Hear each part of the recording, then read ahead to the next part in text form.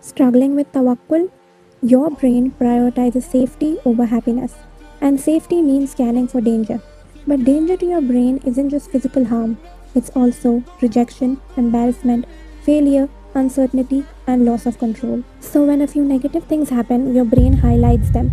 You might be familiar with the concept of the red car theory. When you focus on red cars, you see them everywhere.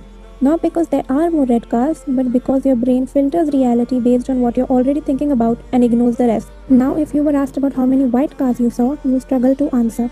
This is because of the reticular activating system.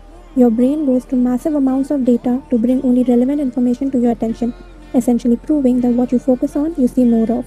So you could have 100 blessings and 3 problems, but your brain will circle the 3.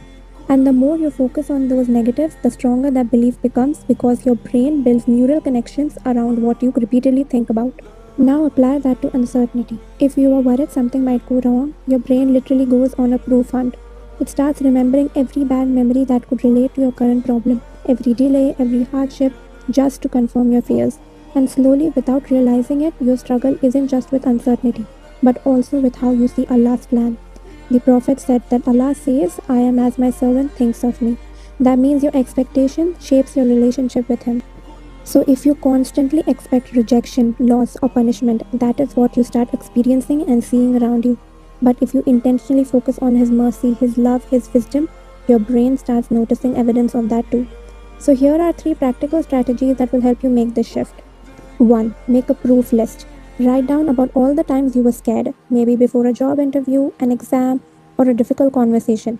How many times did you imagine the worst and the outcome was better than what you expected? Make this list right now because when you're overthinking, your brain struggles to remember anything except the negatives.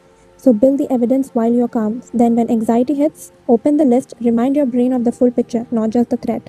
2. Shift your belief about your capacity. Allah says He does not burden a soul more than what it can bear.